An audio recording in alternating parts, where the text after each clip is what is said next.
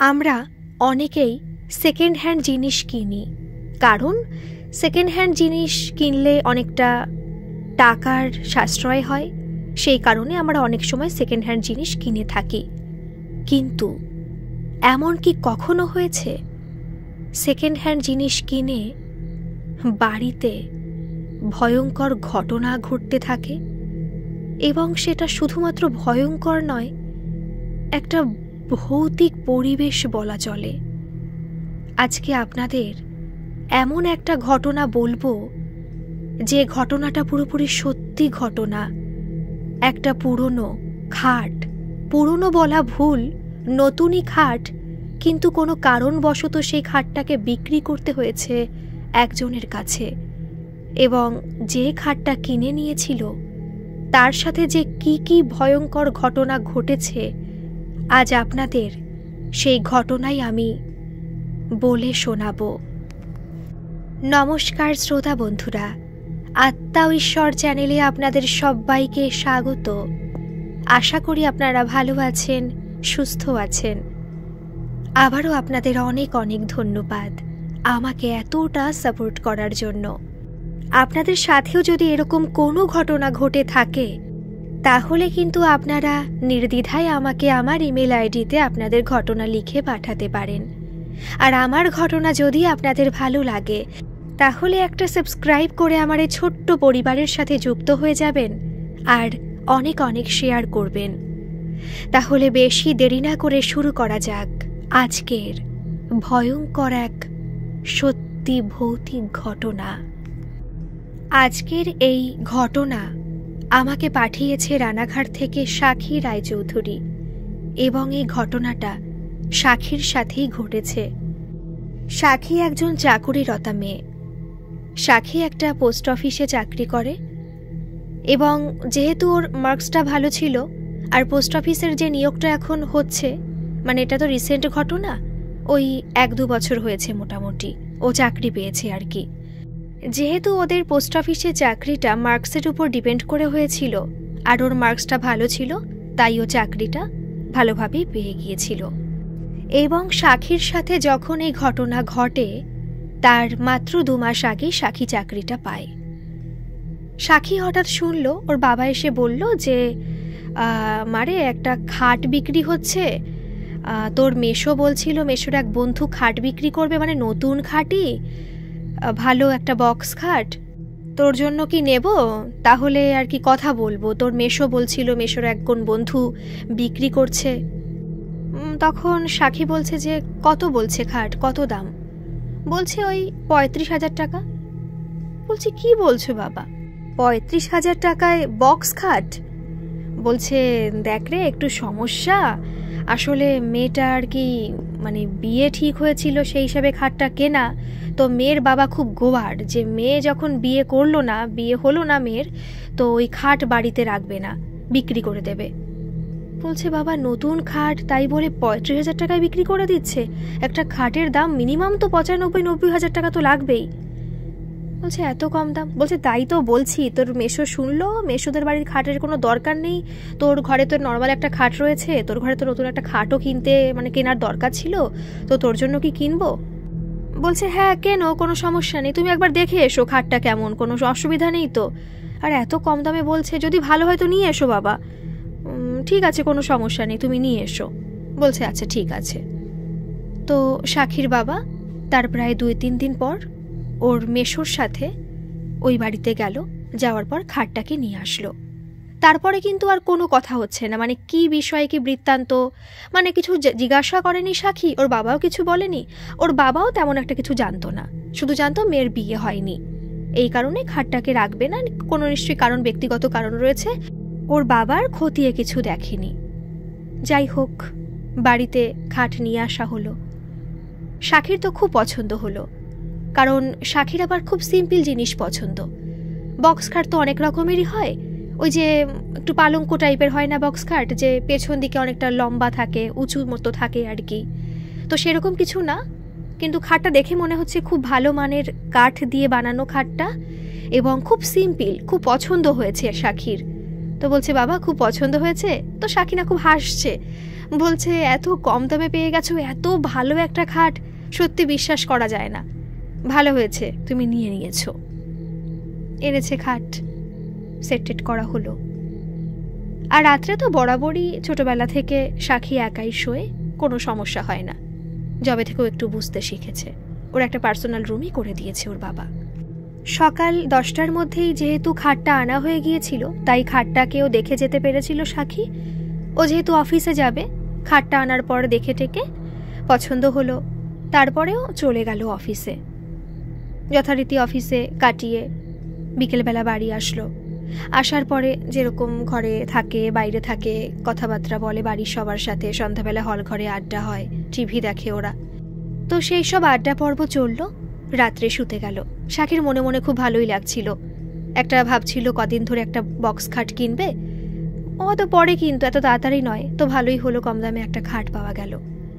ও এসেছে, খাটে এসে বসেছে, মনের মধ্যে তো খুব ভালো লাগছে। ইউটিউবই ঘাটছিল, ইউটিউবে ভিডিও দেখছিল। তো এমন সময় মনে হলো খাটটা না একটু নড়ে উঠল। ও ভাবলো যে কিসের আওয়াজ হলো, খাটটা নড়ছে, ঠিকমতো সেট করা হয়নি নাকি। ও তারপরে অনেকবার করে, মানে যেহেতু বসে রয়েছে, একটু ঝাঁকুনি দিল যে খাটটা দেখি তো নড়ছে কিনা, ঠিকমতো আছে কিনা। তো দেখছে না, আরও জোরে জোরে নড়ছে, যে দেখি তো। ও দেখছে না, তারপরে তো কোনো আওয়াজই হচ্ছে না, কোনো নড়বড়ে কিছু মনে হচ্ছে না। কিন্তু খাটটা মনে হলো ভূমিকম্প হলে যেমন হয় না, একটু নিজেকে একটু মনে হয় যে খাটটা নড়ে উঠেছে, এরকম মনে হয়। তো ওর কাছে ওরকম ফিল হলো। বলছে কি হলো রে বাবা। ঠিক আছে, ও অত পাত্তা দিল না, আবার ফোন ঘাঁটতে বসলো, মনোযোগ দিল ফোনের দিকে। তো সেই মুহূর্তে মনে হলো খাটটা আবার একটু দুলে দুলে উঠছে। ও না একটু ভয় পেয়ে গেছে, মানে ভয় পেয়েছে, ভেবেছে পুরো ভূমিকম্প হয়তো হয়েছে। রাত্রেবেলাও ভাবলো কি সমস্যা হলো, কারণ অনেকদিনই হয়ে গেছে ভূমিকম্পর আভাস ছোটবেলায় পেয়েছে, তেমন রিসেন্ট ও পায়নি সেরকম কিছু। তো ভাবলো অনেকদিন পর আবার ভূমিকম্প হলো। ও তখন তো বেশি বাজে না, তখন সবে ওই 10:30 10টা বাজে। রাত্রে ডিনার করে শুতে মানে গেছে আর কি রুমে। বাইরে গেছে, তখন ওর বাবা টিভি দেখছিল বসে, হল ঘরে বসে। তো বললো যে বাবা তুমি কিছু কি ফিল করলে? বলছে কি ফিল করব? বলছে ভূমিকম্প হলো কি? বলছে কই না তো, কেন ভূমিকম্প হয়েছে? বলছে বাবা মনে হলো খাটে বসে রয়েছি, একটু খাটটা কেমন কেঁপে উঠলো, একবার না দুবার। তো ভূমিকম্প হলো কি আমি তাই জিজ্ঞেস করছি। বলছে না মা, আমি তো কিছু ফিল করিনি, তোর হয়তো মনের ভুল, বা খাটটা ঠিকমতো সেট করা হয়েছে তো। বলছে বাবা আমি বার কয়েক নিজে ঝাঁকিয়ে দেখেছি, তখন তো কোনো সমস্যা হয়নি। কি জানি বাবা কি হলো, তুমি ফিল করেছো কি করনি, টিভির দিকে তো মনোযোগ দিয়েছো। বলছে ঠিক আছে যা, হলে হতেও পারে, এখন তো কোনো সমস্যা নেই, যা ঘরে যা, শুতে যা। সাক্ষী ঘরে চলে গেল। যাওয়ার পরে ভাবছে যে কালকে অফিস নেই, কালকে ছুটি আছে, তো একটা সিনেমা দেখি। নেটফ্লিক্সের একটা সিনেমা ডাউনলোড করলো, তারপরও সিনেমা দেখলো, সিনেমা দেখা শুরু করলো। কানে হেডফোন গোজা। এইবার যেহেতু ওর কানে হেডফোন গোজা রয়েছে, সাউন্ডটা তো হয়ে যাচ্ছে, কিন্তু একটা সিনেমা দেখলে হয় না, কিছু সময় পুরো একদম অনর্গল কথা হয়ে যাচ্ছে, আবার কিছু সময় একটু সাউন্ডের জন্য হঠাৎ করে থেমে যাচ্ছে, মানে সাউন্ডটা তখন একটু কম। এরকমভাবে যখন সিনেমা দেখছে, কিছুক্ষণ পর যখন হালকা একটু আওয়াজটা কমে আসলো, ওর মনে হচ্ছে ওর পাশে, মানে খাটেই পাশে কেমন যেন জোরে জোরে নিঃশ্বাস নেওয়ার আওয়াজ আসছে। মানে ওর নিঃশ্বাসটা কিন্তু ওর গায়ে পড়ছে না, যে ফিল করতে পারছে বা কিছু, কিন্তু হঠাৎ করে মনে হলো যে মানে এরকম যে নিঃশ্বাস নেওয়ার আওয়াজ, এরকম কেউ শ্বাস প্রশ্বাস নিচ্ছে। ও ভাবলো যে কি হলো, হঠাৎ করে ও বাঁদিকে তাকিয়ে পড়েছে যে কি ব্যাপার। ও সাউন্ডটাকে কমিয়ে দিল, দেওয়ার পরে দেখছে যে না, কিছুই তো না। কি হলো, মনে হচ্ছে কেউ যেন পাশে শুয়ে রয়েছে এবং ওইভাবে শ্বাস প্রশ্বাস নিচ্ছে। ও মনে মনে ভাবছে কি হচ্ছে রে বাবা, আজকে হঠাৎ এরকম রাত্রেবেলা আসার পর থেকেই এরকম ফিল হচ্ছে কেন, কিছুই তো বুঝতে পারছি না। আর আমাকে সাক্ষী যেটা বলল, লিখে পাঠালো যে তখনও স্ট্রেঞ্জার থিংস বলে একটা সিরিজ আছে, ওই সিরিজটা দেখছিল। ওটা কিন্তু কোনো ভূতের সিরিজ না, কিন্তু অবশ্যই একটা ভয়ের সিরিজ। তো ভাবছে কি আমি এরকম কিছু একটু ভয় ভয় লাগছে, এর জন্যই কি এরকম কাছে কিছু মনে হচ্ছে। কিন্তু আমি তো এরকম সাসপেন্স থ্রিলার এরকম মানে মুভি পছন্দ করি, ভয় তো আমার তেমন লাগে না। আর সাক্ষী কিন্তু ছোটবেলা থেকে খুব সাহসী মেয়ে। ও ভাবলো হয়তো আজকে ভয় লাগছে বা এরকম কিছু, মানে সিনেমা দেখার এফেক্টই হয়তো এটা। তো ওর কিছু ভাবলো না, বলছে থাক পরে দেখবো, কাল ছুটি আছে, কাল নয় দেখবোক্ষণ। এবার একটা সিরিজ দেখলে সত্যি, এটা কিন্তু বাস্তব কথা, যেটা সাক্ষী লিখে পাঠিয়েছে, আমি সেটাই বলছি। মানে বলছে একটা সিরিজ দেখলে কিন্তু এমন মনে হয় যে ওটা শেষ না করে আর উঠতে ইচ্ছা করে না। তো যেহেতু ওর একটু ভয় ভয় করছে, মানে এই প্রথম ওর জীবনে একটু ভয় ভয় লাগলো কোনো বিষয়ে, তো ও সিনেমাটা বন্ধ করে, ফোনেই সিনেমাটা বন্ধ করে শুয়ে পড়ল, ঘুমিয়ে গেছে। কিছুক্ষণ পরে ও না আমাকে বলছে যে তুমি বিশ্বাস করবে না দিদি, আমার মনে হচ্ছে যে আমি ঘুমিয়ে রয়েছি না জেগে রয়েছি, আমি কিছু বুঝতে পারছি না। কিন্তু আমি ভাবলাম, মানে আমি দেখতে পাচ্ছি, আমি চোখ খুলে আছি, আর আমার সামনে একটা মেয়ে, চুল ছাড়া, মুখটা পুরো বিবর্ণ, গলাটা মনে হচ্ছে পুরো ভেঙে গেছে, মানে সে কি বিভৎস একটা চেহারা, মনে হচ্ছে পুরো শুয়ে আমার দিকে পুরো মানে কেমন খিলখিল করে হাসছে তাকিয়ে। আমি না, মানে আমার হাত পা পুরো অবশ হয়ে গেছে, আমি কিছু বলতে পারছি না। আমি যে চোখ, মনে হচ্ছে যে আমি কাউকে ডাকি বা আমি নিচে উঠে বসার চেষ্টা করি, কিন্তু আমি পারছি না। আমার পুরো মানে নিচে হাত পা পুরো পুরো অবশ হয়ে গেছে, আমি কিচ্ছু করতে পারছি না। যত চেষ্টা করছি যে আমার মানে নিজেকে হুঁশ ফেরানোর, কিন্তু আমি পারছিলামই না কোনো মতে, পুরো ঘেমে যাচ্ছি। যত চেষ্টা করছি মানে কিছুতেই পারছি না, কিন্তু মনে হচ্ছে কিন্তু আমি ঘুমিয়েই আছি। আবার মনে হচ্ছে তার মধ্যে আমি দেখছি ওরকম একটা বিভৎস মানুষকে, মানুষ না অন্য কিছু, আমি সত্যি বুঝতে পারছি না। এরকম প্রায় অনেকক্ষণ চললো, অনেকক্ষণ। শরীরটা খুব খারাপ লাগতে শুরু করলো, মনে হচ্ছে নিঃশ্বাস নিতে পারছি না। ওই মানে আমি জানি না আমি স্বপ্ন দেখছিলাম কিনা বা এটা বাস্তব কিনা, তবু আমি চেষ্টা করছিলাম, যেহেতু আমি আমার শরীরটাকে নাড়াতে পারছি না, সেহেতু আমি কিন্তু আমার মাইন্ডটাকে একটু সচল রাখার চেষ্টা করছিলাম। মনের মধ্যে অনেক কষ্টে আমি ভগবানের নাম নেওয়া শুরু করলাম। মনে হলো একমাত্র এর থেকে বাঁচাতে পারে আমাকে ভগবান, এবং আমি ভগবানেরই নাম নেব। এবং সেই সময় আমি মহামৃত্যুঞ্জয় মন্ত্র না সবসময় করি, ওম ত্রম্বকম যজামহে সুগন্ধিম পুষ্টিবর্ধনম। এই যে মন্ত্রটা, সেই মন্ত্রটা সাক্ষী মানে মনে মনেই উচ্চারণ করতে লাগলো। তো আস্তে আস্তেই মনে হলো মন্ত্রটা উচ্চারণ করার সাথে সাথেই অনেকটা রিলিফ ফিল করলো, অনেকটা। ও সঙ্গে সঙ্গে উঠে বসলো, পুরো ঘেমে গেছে। ও কিছুক্ষণের জন্য ভাবলো যে ও কী দেখলো। ও আশেপাশে ভালো করে দেখছে, ফোনের ফ্ল্যাশ লাইটটা জ্বালিয়েছে, যেহেতু ওর যে বেড, সেই পাশে বেড সুইচটা না, একটু উঠে আর কি সুইচটা অন করতে হয়। সেরকম পরিস্থিতি ওর ছিল না যে ও মানে তৎক্ষণাৎ লাইটটা অন করবে উঠে গিয়ে। ও কিছুক্ষণ বসলো এবং মোবাইলের ফ্ল্যাশ তো জ্বালিয়ে রেখেছিল, মোবাইলের ফ্ল্যাশ দিয়েই না চারিদিকে দেখছিল যে কোথাও কিছু নেই। তো দেখছে না, কোথাও কিছু নেই, সব কিছু স্বাভাবিক। ওনা তখন মনে মনে ভাবছে স্লিপিং প্যারালাইসিস বলে একটা রোগ হয়, ওর সেটা হয়নি তো। কিন্তু এর আগে ওর এতটা বয়স হয়ে গেছে, মানে এই বছরে, মানে এতগুলো বছরে ওর কিন্তু কোনোদিনও এরকম কোনো সমস্যা হয়নি। ও কিন্তু এটাও জানে, ওর বন্ধুদের কাছ থেকে শুনেছে যে এই জিনিসটা যখন তখনই হতে পারে, মানে যে কোনো বয়সেই হতে পারে। সেরকম কোনো সমস্যা দেখা দেয়নি তো ওর, তাহলে তো খুব সমস্যা। ও ভাবলো ঠিক আছে আমি শুয়ে পড়ি, যদি এরকম আবার হয় তখন আর ডাক্তারকে দেখাবো। ও ভয় পেয়েছে অবশ্যই, কিন্তু মনে মনে যেহেতু মানে ওই ভূতের জিনিসটা কিন্তু বিশ্বাস করে না, ও ওটা মাথাতেই আনেনি। ভেবেছে যে স্বপ্নের মধ্যে হয়তো দেখেছি এবং এটা সিনেমারই এফেক্ট। তো আর ওই যে বলল যে স্লিপিং প্যারালিসিস যে বলে যে সমস্যাটা, এটাও হতে পারে। ও এইসব চিন্তা নিয়ে আবার শুয়ে পড়ল। শুয়ে পড়ার পরে এবং ভগবানের নাম করতে করতেই শুলো, মানে এটাও বলতে চাইছে যে যেন আমার এই সমস্যাটা আবার না দেখা দেয়, যেহেতু মাকে এখন ডাকতেও পারছি না, রাত্রে যদি কোনো সমস্যা হয়ে যায় তখন আমাকে কে সামলাবে। তো সেরকম ভগবানের নাম করছে, ভগবান যেন কোনো সমস্যা যেন না হয়, তুমি রক্ষা করো। তো এইভাবে ভগবানের নাম করতে করতে ঘুমিয়ে গেল, কিন্তু সেই রাতে আর কোনো সমস্যা হলো না। মানে ওর সকালবেলাতেই একবারে ঘুম ভাঙলো, উঠলো। ওঠার পর এই যে রাত্রে ঘটনাটা ঘটেছে, এই ঘটনা কিন্তু বাড়িতে কাউকে জানায়নি, যেহেতু ভাবছে যে ওর শরীর খারাপ হলো কিনা, অন্য কোনো রোগ দেখা দিল কিনা, যেহেতু বাড়িতে এখন যদি বলি বাড়িতে টেনশন করবে, তাইও এই কথা কাউকে জানায়নি। যথারীতি পরের দিন ছুটি ছিল এবং বাড়িতে বসেও সিনেমাটা দেখছে। ওই যে বললাম যে একটা নেশা থেকে যায় সিরিজগুলোর প্রতি, যেহেতু এটা অনেক ঘন্টার হয় আর একবার বসলে আর উঠতে ইচ্ছা করে না, ওটা শেষ না করে আর উঠতে ইচ্ছা করে না।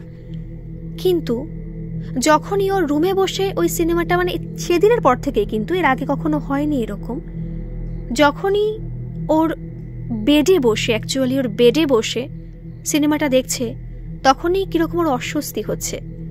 রাতের বেলার মতো ওরকম বাজে কিছু শুনতে বা ওরকম কিছু দেখতে কিছুই হচ্ছে না, কিন্তু কেমন একটা অস্বস্তি ফিল হচ্ছে। একটা যখন আমরা সিনেমা দেখি, অবশ্যই আমিও খুব সিনেমা প্রেমী, তখন কিন্তু আমরা ওই সিনেমার দিকেই মনোনিবেশ দিই, আশেপাশে কি হচ্ছে আমরা কিন্তু খেয়াল রাখি না। এক নাগারে সাক্ষী ফোনের দিকেই চোখ দিয়ে বসে রয়েছে, সিনেমাটা দেখছে, কিন্তু ওর মনে হচ্ছে যে ওর আশেপাশে কেউ আছে, ওর বেডে কেউ বসে রয়েছে এবং ওকে নিরীক্ষণ করছে, ওর দিকে তাকিয়ে রয়েছে। হঠাৎ করে চোখটা এরকম হয় না যে মনে হলো না কেউ তাকিয়ে রয়েছে আমার দিকে, কারণ একটা দিকে যদি চোখ দিয়ে আমরা তাকিয়ে থাকি, যার আশেপাশে কিন্তু হঠাৎ করে মনে হয় যদি কেউ তাকিয়ে থাকে আমাদের দিকে বা কেউ যদি আমাদের কিছু বলতে চায়, তো আমাদের কিন্তু চোখ ওদিকে চলে যায়। তো মনে হলো কেউ যেন তাকিয়ে রয়েছে এবং সেটা ওই খাটে হেলান দিয়েই, খাটের পিছনে আর কি বসে রয়েছে। তো হঠাৎ করেও পুরো সিনেমা থেকে একদম চোখটা পুরো উপরে তুললো। কি হলো? মনে হলো কেউ বসে রয়েছে এবং আমি তার দিকেই তাকিয়ে রয়েছি, সে যেন আমাকে কিছু বলছে এবং আমি সেটা শোনার জন্যই তার দিকে তাকালাম। তো দেখছে না, ও ভাবছে যে এরকম তো কখনো আমার হয়নি, আজ আমার কেন মনে হলো যে আমার সামনে কেউ বসে রয়েছে এবং সে আমাকে কিছু বলতে চায় বা আমার দিকে সে এক নাগারে তাকিয়ে রয়েছে, তাই আমি তার দিকে চোখটা ফেরালাম। ওর ওরকম মনে হচ্ছে। বলছি কি হচ্ছে রে বাবা, এটা তো খুব সমস্যা দেখা দিচ্ছে, এরকম ডাইভার্ট হয়ে যাচ্ছি কেন আমি, সবকিছু অন্যদিকে আমার মন চলে যাচ্ছে কেন। ও আবার সিরিজটা বন্ধ করে দিয়েছে, ওর ভালো লাগছে না। বন্ধ করে দিয়ে ও বারান্দায় গেছে, হল ঘরে গেছে। প্রথমে কিচেনে গেছে, মা কি করছে, রান্না, রবিবার আজকে রান্নাবান্না হচ্ছে, কথাবার্তা বলে ও বারান্দায় হল ঘরে আর কি, অ্যাকচুয়ালি হল ঘরে সোফাতে বসে সিনেমা দেখছে। তখন কিন্তু কিচ্ছু মনে হচ্ছে না, ওর কিচ্ছু না। ও এক নাগারে সিনেমা টিনেমা দেখে আর রুমেই যায়নি। ও বলছে ধুর, ঘরে গেলেই যত সমস্যা হচ্ছে। ও সিনেমা টিনেমা দেখলো, স্নান টান সারার পরে রুমে তো অবশ্যই গেল, কিন্তু খাটে আর তখন আর বসেনি। ফ্রেশ হয়ে এসে দুপুরবেলা খাওয়া দাওয়া করলো। খাওয়া দাওয়ার পরে ও রুমে গেল। রুমে গিয়ে কী করবে, খাটেই শোবে নিশ্চয়ই বা খাটেই বসবে। তো খাটেই বসেছে, বসার পরে দুপুরবেলা খাওয়া দাওয়াটা খুব হয়ে গেছে, ও একটু চোখ লেগে গেছে, শুয়ে পড়েছে। হঠাৎ করে ওর মনে হলো যে ওর কানের কাছে পুরো ফিসফিস করে বলছে, আমার খাটে শুয়েছিস কেন, উঠে যা আমার খাটের থেকে। ও পুরো ধড়মড় করে উঠে বসেছে। কে রে, কে কি বললি? এরকম ভাবে তাকিয়ে পড়েছে, কিছু দেখছেন না, কিছুই তো নেই, কিন্তু আমাকে খাটের থেকে কে নামতে বলল। ও বলছে খাটের থেকে, এমনভাবে বলছে যেন খাটের উপর তারই অধিকার। এটা কি হচ্ছে আমার সাথে? ও ভাবছে না, বাড়িতে না বললে তো হবে না, অন্তত মাকে তো আমার জানাতে হবে, কারণ এই সত্যি বলতে আমি তো ভেবে দেখিনি, এই খাটটা আনার পর থেকে আমার তো এরকম হচ্ছে। আমার তো আজও পর্যন্ত এরকম অন্যদিকে মন আমার ডাইভার্ট হয়নি, বা এরকম আমার সাথে কখনো হয়নি, বা আমি কখনো ভয় পেয়েছি, এরকম তো কখনোই হয়নি। ও আর শুলো না, উঠে বসেছে। যাওয়ার পরে ওর রুমের থেকে বাইরে বেরিয়েছে, দেখছে ওর মা উঠোনে, ওদের সামান্য একটু উঠোন রয়েছে, তারপরে গেট, তারপরে মেইন রোড আর কি। তো ওর মা দেখছে উঠোনে বসে রয়েছে, কথা বলছে ঠাকুমার সাথে, ঠাকুমা বেঁচে আছে আর কি, এখনো বেঁচে আছেন। সাক্ষী বাইরে গেল, বাইরে গিয়ে বলছে, মা তোমার সাথে একটু কথা ছিল, তুমি কি একটু ঘরে আসবে? বলছি কি এমন কথা বলবি, এখন এখানেই বল, ঠাকুমা রয়েছে। বলছে বলবো, তুমি একটু আসো না ঘরে। বলছে আচ্ছা ঠিক আছে আসছি। ঘরে গেছে, হল ঘরে রয়েছে। বলছে মা জানো তো, আমার সাথে না খাট কেনার পর থেকে, বলতে গেলে আমি জানি না আমার মনের ভুল কিনা, এই হচ্ছে। যেদিন খাট কেনা হলো, আমি আসলাম, রাত্রেবেলা মনে হলো দুবার খাট কেঁপে উঠেছে, খাটটা কিরকম নড়ে উঠলো, মনে হলো ভূমিকম্প হয়েছে। বাবাকে বললাম, তেমন কোনো ফিল হলো না। তুমি কিছু ফিল করেছিলে? তুমি তো রুমে চলে গিয়েছিলে। বলছে না মা, আমি তো কিছু ফিল করিনি, এটা তো ভাবার বিষয়। বলছে হ্যাঁ মা, জানো তো রাত্রেবেলা আমার এরকম হচ্ছিল, আমি ভেবেছি তোমাদের বলবো না, যদি আবার হয় তখন ভেবেছি তোমাদের বলবো। বলছি কি বলছিস তুই, এরকম কোনো রোগ হয় নাকি? বলছে হ্যাঁ মা, এরকম রোগ হয়, কিন্তু আমি তো এখন ভাবছি যে অন্য কিছু না তো, কিন্তু মা আমি বিশ্বাস করতে পারছি না। বলছে কি বলছিস? বলছে মা জানো তো, আজকে যখন আমি খাওয়া দাওয়ার পরে দুপুরবেলা একটু শুয়েছিলাম, হঠাৎ করে চোখটা লেগে এসেছিল। কেউ যেন আমাকে এরকম এরকম বললো যে খাট থেকে নেমে যা, আমার খাটে শুয়েছিস কেন? মা আমার কি মনের ভুল, নাকি আমি মানে এসব নিজে থেকে কিছু ভাবছি, আমি তো কিছু বুঝতে পারছি না। বলছে খুব তো টেনশনের ব্যাপার, তুই তো ঠিকই বলছিস। তোর কি এর আগে কোনো সমস্যা হয়েছে? এই যে তুই যে কি রোগটার কথা নাকি বলছিস, মানে তখন বললো যে স্লিপিং প্যারালিসিসের যে সমস্যাটা, বলছে যে বলছিস এরকম কি আগে কখনো হয়েছিল? বলছে না মা, আগে কখনো কোনো দিনও হয়নি, ফার্স্ট বার হলো। বলছে তারা ঠাকুমাকে ডাক দি। বলছে ঠাকুমাকে ডেকো না, ঠাকুমা ওইসব ভূত টুত ওইসবই বলবে, অন্য কি আর বলবে, অন্য কিছু সমস্যাও তো হতে পারে। বলছে দাঁড়া না ডাকি। তো বলছে মা একটু ভেতরে আসুন তো। এসেছে, ঠাকুমাকে বললো সব কিছু, সাক্ষী বলল। বলছে এটা তো খুব একটা সমস্যার ব্যাপার, ওই খাট কেনার পরেই তো হচ্ছে।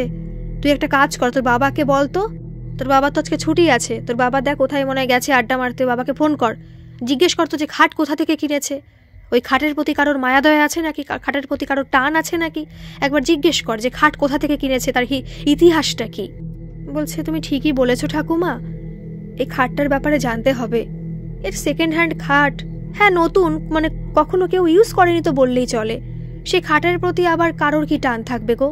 এটা তো সেকেন্ড হ্যান্ড নয়, এটা তো সত্যি বলতে নতুনই।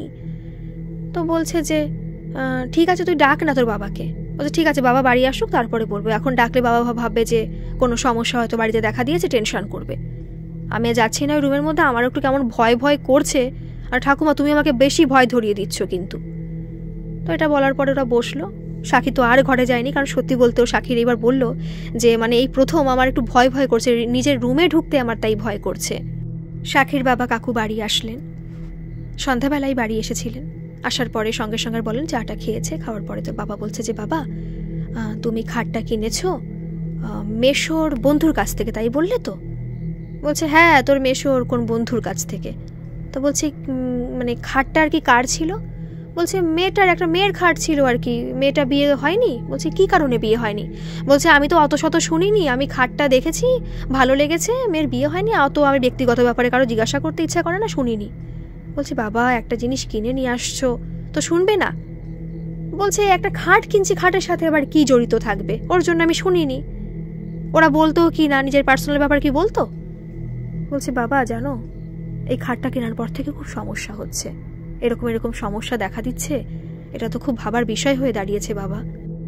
তখন সাক্ষী সমস্ত কিছু খুলে বলল। বলছে বাবা জানো তো, তোমাকে তো বলেছিলাম যে ভূমিকম্পর ব্যাপারটা, তারপরে যা যা রাত্রে ঘটলো, আজকে দুপুরে ঘটলো, সমস্ত কিছুই ওর বাবাকে খুলে বলল। বাবা বলছে দেখ মা, আমার এরকম কিছু বিশ্বাস হয় না, তোর মনের ভুল। আর তুই কি সব স্লিপিং প্যারালিসিসের কথা বলছিস বাবা, আমার তো খুব টেনশন হচ্ছে, ওটাও তো হতে পারে, কিন্তু যেন না হয়, তুই একটু ডাক্তার দেখা যদি হয়। বলছে বাবা ওরকম কোনো সমস্যা মনে হয় না, তুমি কথাটা এড়িয়ে যাচ্ছ কেন, তুমি মেইন টপিকে আসো। বলছে দেখ বাবা তুই বলছিস ঠিক আছে, আমি তো বিশ্বাস করতে পারছি না এরকম কোনো ঘটনা ঘটতে পারে। ঠিক আছে আমি জিজ্ঞেস করে নেবক্ষণ তোর মেশোর কাছ থেকে, আর তোর রুমে নয় আজকে আমি ঘুমাবো, দেখি কোনো সমস্যা হয় কিনা। বলছে আচ্ছা ঠিক আছে, কিন্তু বাবা আমার খুব টেনশন করছে, তোমার যদি কোনো কিছু। বলছে কি হবে, এসব কিছু হয় নাকি এখনকার যুগে, আধুনিক যুগে এসব বিশ্বাস করা যায়? তুই টেনশন করিস না, তুই তোর মার কাছে শুস, আমি আজকে ঘুমাবো, যদি কোনো সমস্যা না হয় তো ভাববো যে অন্য কোনো সমস্যা। যথারীতি রাত্রে খাওয়া দাওয়া করে ওর বাবা সাক্ষীর রুমে ঘুমাতে চলে গেল। সেদিন রাতে ওই রাত তখন 2:30-3টে হবে, কাকু ঘুমিয়ে রয়েছে, পুরো ঘুম। হঠাৎ করে মনে হলো মানে সাক্ষীর বাবা হাতটা ফেলেছে, মনে হচ্ছে চুল, একটা চুলের লম্বা যেরকম চুল হয়, চুলে হাত লেগেছে। তো ঘুমের মধ্যেই ভাবছে ধুর চুলটা খোলা রেখেছে, চুলটা সরাও না। মানে সাক্ষীর বাবা ভেবেছে যে ওর মার পাশেই ঘুমিয়ে রয়েছে, খেয়াল নেই চুলটা হয়তো খোলা রয়েছে, চুলটা সরাও, চুলটা হাতে লাগছে বারবার। ওটা ভেবেই সাক্ষীর বাবা পুরো চোখটা পুরো দরম করে খুলে ফেলেছে। কি ব্যাপার, আমি তো মেয়ের ঘরে শুয়ে রয়েছি, লম্বা চুল কোথা থেকে আসলো? ও বাবার মোবাইল ছিল, মোবাইলে উনিও ফ্ল্যাশ লাইটটা জ্বালালেন, দেখছে তো সামনে তো কেউ নেই। কি হলো, আমি কার চুল, মনে হচ্ছে অনেকটা লম্বা চুল, চুলটা সরাচ্ছিলাম হাত দিয়ে, আর বারবার করে অসুবিধা হচ্ছিল বলে আমি ওর কথাটা বললাম। কি ব্যাপার, কি হলো রে বাবা? ওর বাবা খুব থতমত খেয়ে গেছে। তো ভাবলো যে ঠিক আছে কিছু না, মানে পরে ভাবলো যে ঠিক আছে কী বা হবে, মনের ভুল হয়তো। ওর বাবা শুয়ে পড়েছে, আবার শুয়ে পড়েছে, শোয়ার সাথে সাথে ঘুমিয়েও গেছে। হঠাৎ করে মনে হলো ওর বাবার কানের কাছে কেউ এসে বলছে, খাটটা তো কিনে নিয়ে আসলি, জানলি না তো খাটটা কার, কত দুঃখ জড়িয়ে আছে ওই খাটের সাথে। সাক্ষীর বাবা পুরো ধর্মর করে উঠে বসেছেন। কি শুনলেন তিনি? তিনি নিজের কানকেও বিশ্বাস করতে পারছিলেন না। উনি তৎক্ষণাৎই পুরো রুম থেকে বেরিয়ে গেলেন। যাওয়ার পরেই ওদের যে মানে সাক্ষীর মা আর সাক্ষী যে রুমে শুয়েছিল সেই রুমের বাইরে দরজায় নক করলেন, এবং ওরা তো ভয় পেয়েছিল। ওরা তাড়াতাড়ি দরজা খুললো, বলছে বাবা ভেতরে এসো, তোমার কি কোনো সমস্যা হয়েছে বাবা? তোমাকে বলেছিলাম না তুমি ওই খাটে শুও না, ওই খাটে নিশ্চয়ই কোনো সমস্যা আছে। কি হয়েছে বাবা, তুমি এরকম কাঁপছো কেন? তুমি তো পুরো ঘেমে গেছো বাবা, তুমি এখানে বসো, তোমার শরীর খারাপ লাগছে। বলছে মারে তুই ঠিক কথাই বলেছিলি, ওই খাটের সাথে মনে কোনো অভিশাপ জড়িয়ে আছে রে, খাটটাকে কিনে ভুল করলাম। বলছে বাবা সত্যি খুব, আমারও খুব ভয় করছে, তুমি কেন খাটটা নিয়ে আসলে? তুমি মেশোকে ফোন করেছিলে? বলছে না রে মা, ভেবেছিলাম করবো আর করা হয়নি, ভাবলাম যে তেমন তো কোনো সমস্যা নেই, যদি কোনো সমস্যা হয় তো কালকে দেখা যাবে ফোন করে। কি একটা সমস্যা, সত্যি তো একটা ভাবার বিষয়। তো এইসব কথাবার্তা বললে একটুখানি থেকে সাক্ষী ঠাকুমাকে আর ডাকেনি, টেনশন করবে বলে, বয়স্ক মানুষ। রাত্রে ওরাই না ওই তিনজন ওই খাটে, মানে ওই ওর মা বাবার খাটে সাক্ষীও ঘুমিয়ে পড়েছিল। তিনজন ঘুমালো, সকালবেলা উঠলো, ওঠার পরে তো ভয় তো মোটে কাটছে না। সাক্ষীর ঠাকুমা জিজ্ঞেস করছে সবাইকে যে তোমাদের মুখ এরকম থমথমে কেন? সাক্ষীরও তুই এরকম কথা বলেছিলি, তোর বাবা শুয়েছিল, রাত্রে কোনো সমস্যা হয়নি তো? ওর বাবাকেও জিজ্ঞেস করছে, সাক্ষীর বাবাকে ঠাকুমা। বলছে মা সমস্যা তো একটু হয়েছে, আমি মনে হয় খাটটা কিনে বড় ভুল করে ফেলেছি মা। বলছি কেন যে কিনতে যাস না জেনে শুনে একটা কারোর খাট? কোন মেয়ের বিয়ে হয়নি, সেই মেয়ের ওই খাট পছন্দ ছিল কিনা, আর ওই মেয়ের খোঁজ নিয়েছিস? মেয়ে ঠিক আছে তো? বলছে মা তাই তো আজকে খোঁজ নিতে হবে। সঙ্গে সঙ্গেই ওরা সকালবেলাতেই, তখন 9টা সাড়ে 9টা বাজে, ফোন করলো সাক্ষীর বাবা, সাক্ষীর মেশোকে ফোন করলো, বা ফোন লাউডে দেওয়া ছিল। তো বলছে যে সমরেশ নাম, সাক্ষীর মেশোর নাম সমরেশ। তো বলছে যে সাক্ষীর বাবা বলছে সমরেশ খাটটা তো কিনলাম, কিন্তু খাটটা মনে হচ্ছে অনেক সমস্যায় ফেলে দিল, এরকম খুব বাজে একটা পরিস্থিতি হচ্ছে, তোমাকে সব খুলে বলতে পারছি না কিছু না জেনে শুনে।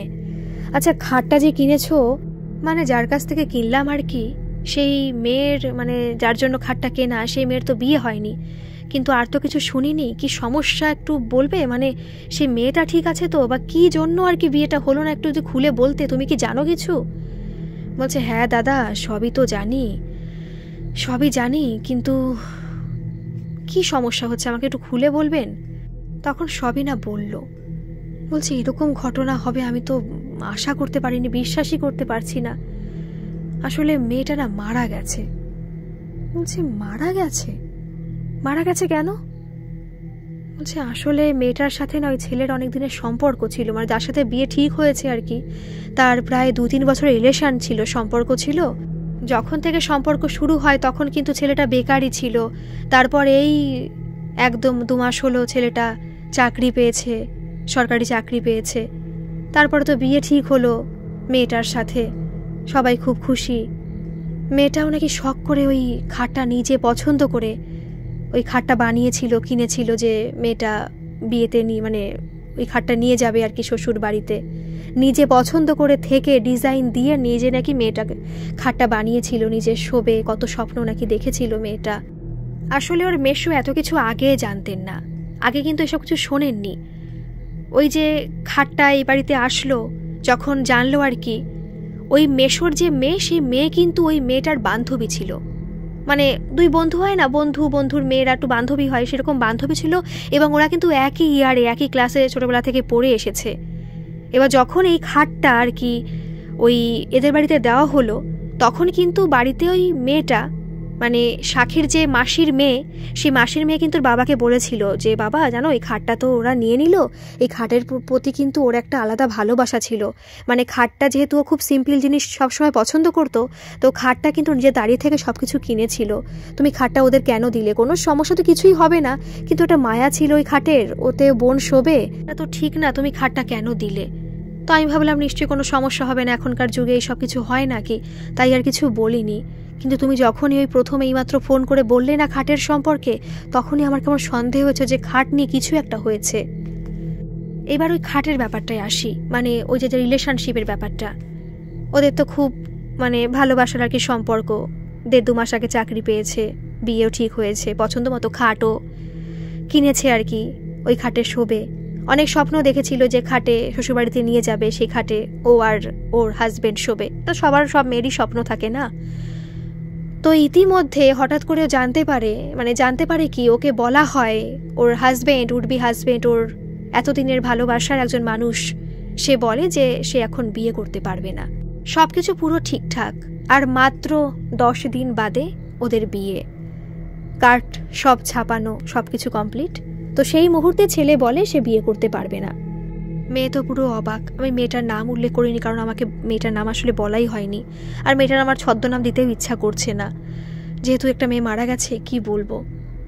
তো সেই মেয়েটা তখন তো খুব কষ্ট পেল এবং জিজ্ঞেস করছে, তুমি এখন বিয়ে করতে পারবে না কেন? তুমি সবে চাকরি পেয়েছো এই কারণে? তুমি আরও কদিন টাইম নিতে চাও এই কারণে বিয়ে করবে না এখন? তাহলে কবে করবে? 1 বছর টাইম নিতে চাও? তাহলে আগে বললে পারতে। এত সব কিছু গোছানো হয়ে গেছে, সব কিছু কমপ্লিট, সমস্ত নিমন্ত্রণ কমপ্লিট, তুমি এখন বলছে না, আসলে আমি তোমাকেই বিয়ে করতে পারবো না। ও না, মানে তখন এই মেয়েটা পুরো হতবাক হয়ে গেছে যে বিয়ে করতে পারবে না মানে? এতদিনের সম্পর্ক, এতদিনের ভালোবাসার সম্পর্ক, বিয়ে করতে পারবে না?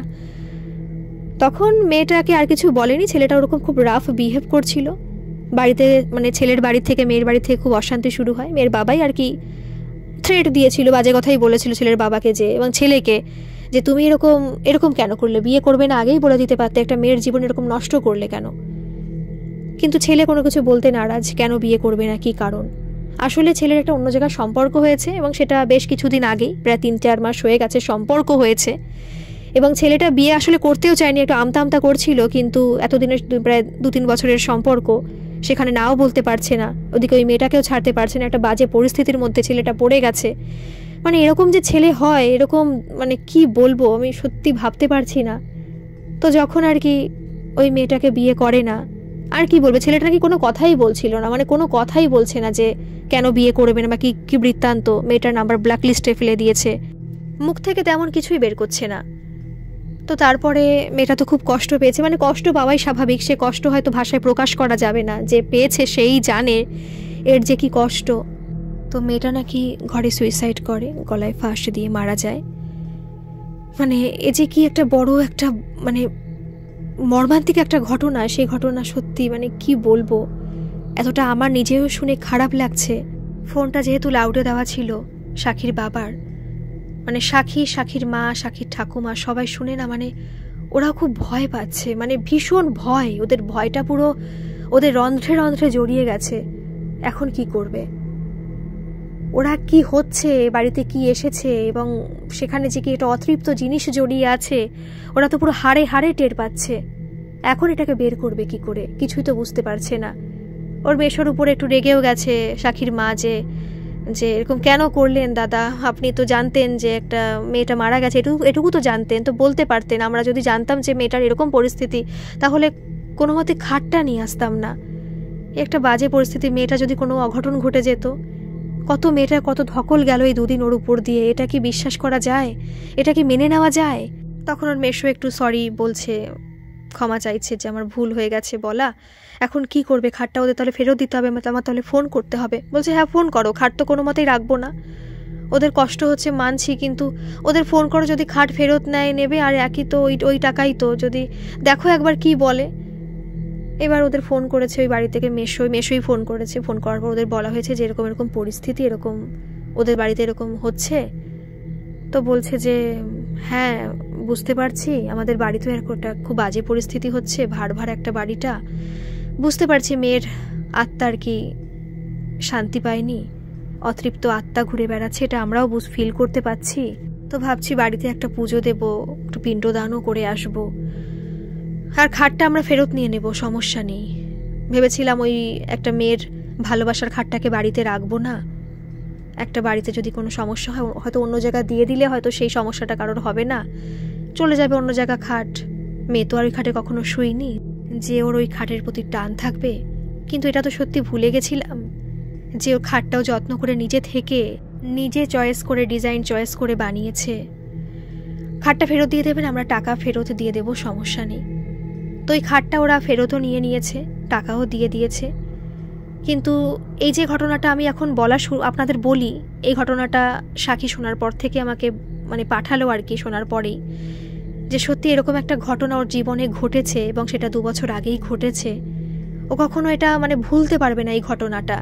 আর সত্যি বলতে তারপর থেকে না ও ওই ঘরটাও চেঞ্জ করে ফেলেছে, ওই ঘরেও থাকে না, মা বাবার ঘরে থাকে এবং মা বাবা ওদের ঘরে থাকে। খাটটা আর কি, নতুন খাট যে খাটটা ছিল সেই খাটটাই চেঞ্জ করা হয়েছে। আর কোনো সমস্যা হয়নি, কিন্তু ওই ঘরে আর শুতে পারে না সাক্ষী, ওই ঘরে কোনো মতেই শুতে পারে না। এবং সাক্ষীর কিন্তু সামনে বিয়ে, সাক্ষী এটাও বললো সামনে নাকি ওর বিয়ে ঠিক হয়েছে। যাই হোক, আপনাদের আজকের এই ঘটনাটা কেমন লাগলো অবশ্যই কিন্তু কমেন্ট করে জানাবেন। আর প্লিজ ভালো লাগলে আমার এই ছোট্ট পরিবারের সাথে একটা সাবস্ক্রাইব করে যুক্ত হয়ে যাবেন। আর হ্যাঁ, যদি আপনাদের সাথেও এরকম কোনো ঘটনা ঘটে থাকে, যেটা অলৌকিক হোক, অতিজাগতিক হোক, ভৌতিক হোক, অবিশ্বাস্যকর যে কোনো ঘটনা, আপনারা আমাকে নির্দ্বিধায় আমার মেল আইডিতে মেল করে পাঠাতে পারেন। এবং আমার ইমেল আইডি কিন্তু আমার ডেসক্রিপশন বক্সে দেওয়া রয়েছে, আপনারা সেখানে গিয়ে আমাকে আপনাদের ঘটনা লিখে পাঠাতে পারেন। ধন্যবাদ, ভালো থাকবেন, সুস্থ থাকবেন। আবার আসবো এরকম কোনো সত্যি ঘটনা নিয়ে।